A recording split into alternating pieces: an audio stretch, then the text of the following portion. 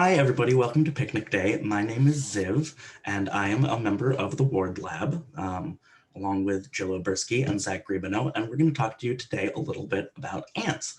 Now, most people are probably familiar with ants. We've probably seen them in our garden or maybe even in our kitchen, but most people probably don't take a second look, whereas here in the Ward Lab, we take a second look and a third look and a fourth look, and we just keep looking. So why do we like ants so much here, and why are they important? First of all, what are ants besides little specks that like to eat crumbs? Ants are insects, and all insects have some things in common. They're animals. They have 6 legs. They have 2 antennae on the front of their head, which they use to smell and touch the world. They have an exoskeleton, which means that instead of having bones on their insides like we do, they have their skeleton on their outside. So their shell is actually their skeleton. Now, ants have some things that are very special and unique to ants, even though they do have similarities with other insects. In particular, we say that ants are social insects. That means that they like to live with their families. Unlike most insects, which spend most of their lives by themselves, ants spend their entire lives in family groups. So you might be familiar with another kind of social insect, which are honeybees, or maybe you've seen termites, which are also social. And in these insect societies, there's a queen. You might have heard about a queen bee. There's also a queen ant. And her job is just to lay all of the eggs that will grow up and make all of the rest of the ants in the colony. So those ants, which are all the queen's daughters, they're sisters to each other, do all of the different tasks in the nest. So that's everything from giving the queen a bath, to helping to raise the babies, to finding food, and building the nest, and cleaning up. You may wonder, well, that's the mom and the sisters. What about the brothers? There are male ants, but they're not usually the ones that we see. Male ants have wings, and they usually only appear once a year. They have a very short life, and their whole job is to fly off and find a new princess ant who wants to start a family, and he helps her to begin a new ant colony. So ants don't look like too much when we just see them running around. They kind of look just like little specks with legs. But in the Ward Lab, we spend a lot of time looking at ants under microscopes. And once you get an ant under a microscope, it looks very, very different. Some of them are really beautiful. Some of them are shiny or metallic, lots of different colors. Some of them have weird spikes and spines and funny hairs. Some of them have armor that looks sort of like the Batmobile. Really, ants are incredibly diverse and fascinating to look at once you get them up close. So that's one of the reasons that I like to study ants, is just because of the 14,000 species of ants. They do some really strange looking things. So why do they have to look so strange, and why do they look so diverse? Well, ants have very diverse lifestyles. So anywhere that you go on Earth, except for Antarctica, you're going to be able to find some ants. So some of them will build their nests in the ground, and they can dig many feet into the ground. Some of them like to nest in trees. Some of them might even sew leaves together using silk in order to build their nests. And you can find ants which are vegetarians, ants which only like to drink sugar syrup. You can find lots of ants which are predators, which means they eat other animals. And some of them will even eat other ants. So basically, if nature has come up with it, you might find an ant somewhere that's doing it. And so studying ants gives us lots of great opportunities to ask questions about nature. How does this habitat work? Why does this habitat work the way it does? How are the animals in this habitat related to each other, and how have they changed through time? Everyone, my name is Phil Ward. I'm a professor of entomology at UC Davis, and my specialty and that of my students is the study of ants. And today I'll talk to you just briefly about some of the ants we might see here, even in our backyards of Davis. So the ants of California are quite a diverse assemblage of species. In the state as a whole, we believe there are about 300 odd species of ants. So it's a rich place for studying ants. But in cities and towns in California, you rarely see anything like that number. There's a much reduced diversity of ants in urban areas. Why is that, do you suppose? Part of it is that cities don't provide suitable habitats for many ants. They need the natural environments that we find outside the cities and rural areas. It's also true that cities and towns in California are frequently invaded by non-native ant species that push aside the native species of ants. And that also reduces diversity overall. Nevertheless, in a place like Davis, you can find on the order of a couple of dozen species of ants, 20 or 30 species. So let's have a look at some of the more frequently encountered city dwellers in a town like Davis. So in Davis and other urban areas, you're very likely to encounter this species, the introduced Argentine ant. It's a small grayish-brown ant. It frequently forages in large numbers, and large foraging files can become very abundant. It forms these large, interconnected, cooperating, so-called super colonies. And as I've mentioned already, it tends to push aside most native ants. So this is the one ant that you're perhaps most likely to see, not only in your garden, but also in your kitchen. Here's a native ant species that does quite well in urban areas. The winter honey ant, also a small brownish ant with a kind of shiny abdomen. And this species is quite cold tolerant, to the point where it is actually most active in the winter and spring. And in the hot, dry summer months, it goes underground and lives off its stores of food. And perhaps because of this, it can coexist in areas with Argentine ants because it is not active in the summertime. They essentially have a division of a temporal division of activity. A third species common in Davis is the pavement ant. This is also introduced like the Argentine ant, another small brown ant, distinguished by having a distinctive two-noded waist between the thorax and the abdomen. This species is very common on sidewalks, on lawns, nests in those places, and the colonies frequently engage in wars between one another in the springtime as the colonies expand and they bump into each other. So this is quite a conspicuous event in some parts of Davis. People have noted these ants fighting. When you see large numbers of ants fighting together, that's the pavement ant engaging in these turf wars.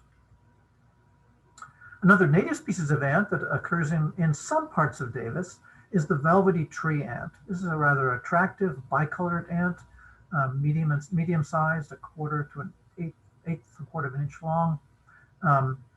And this species lives in tree trunks, usually in dead wood, in living trees, and can form quite large conspicuous foraging files from those trees.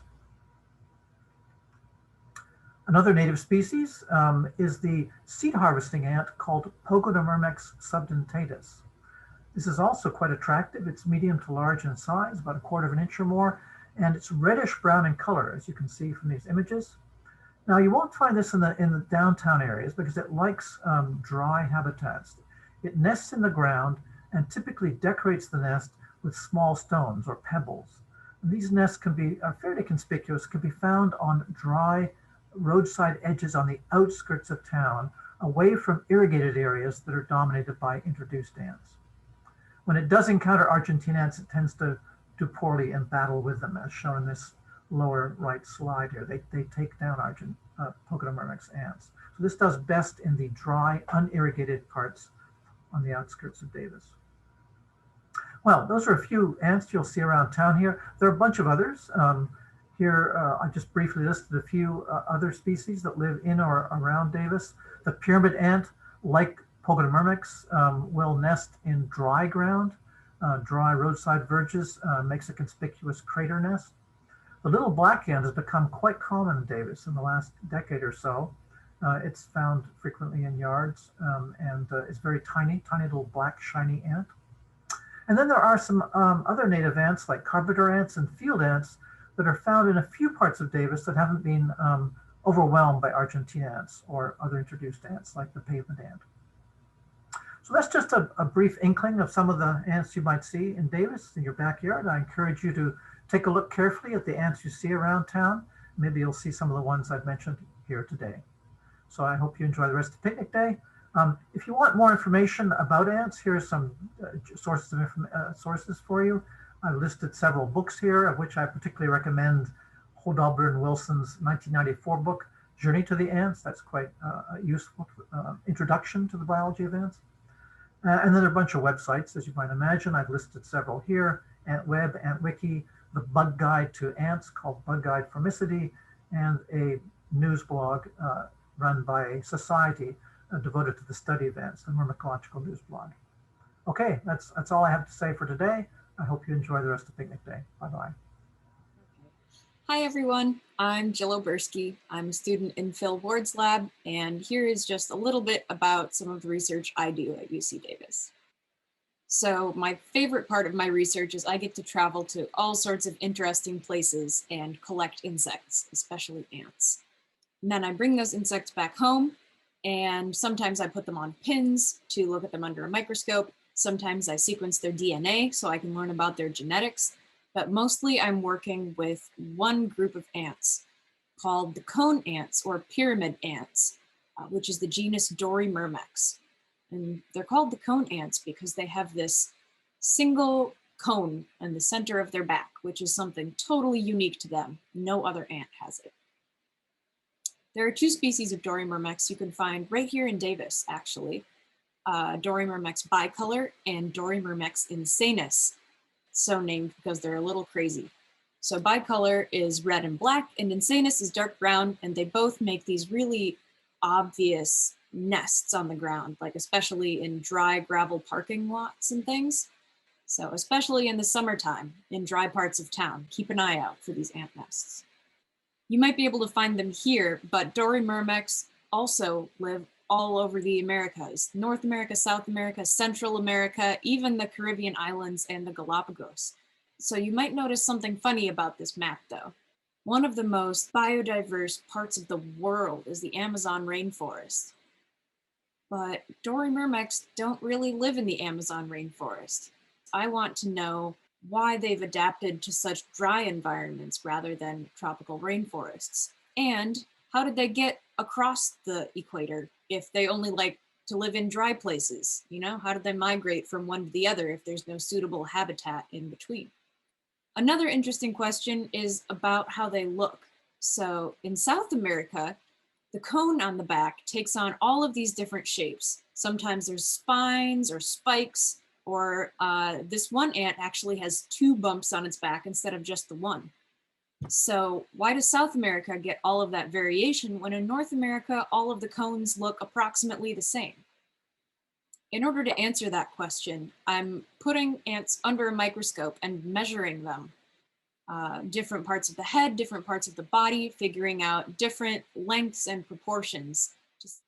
I also sequence a lot of DNA. So when I have ant DNA, I can get it sequenced and then have that sequence data in a computer where I run programs that generate evolutionary trees called phylogenies.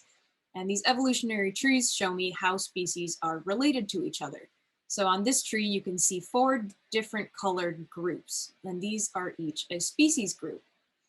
So I get to discover new species. I get to name those new species, which is super cool.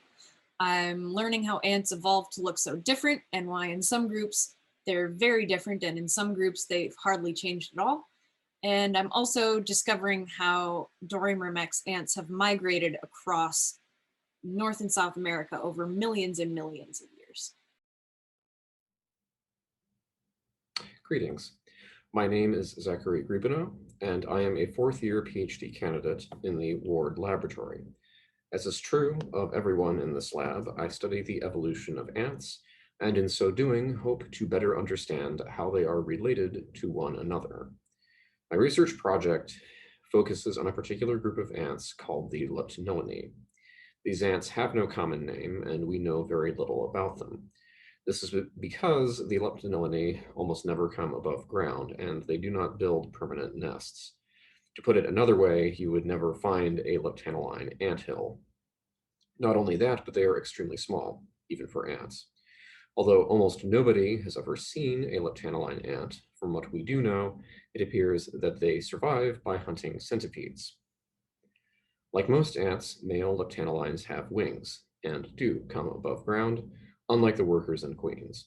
Therefore, most leptanoline specimens that I have on hand are male. They are often very strange in appearance, with elaborate sex organs and/or forelegs unlike those of any other ant. Therefore, while most of my research involves understanding how the different lineages of the Leptonillinae are related to one another and discovering and naming new lineages, I am also using tiny CAT scans of the muscles and skeleton in male leptannoline ants in order to understand just how these bizarre tiny creatures work.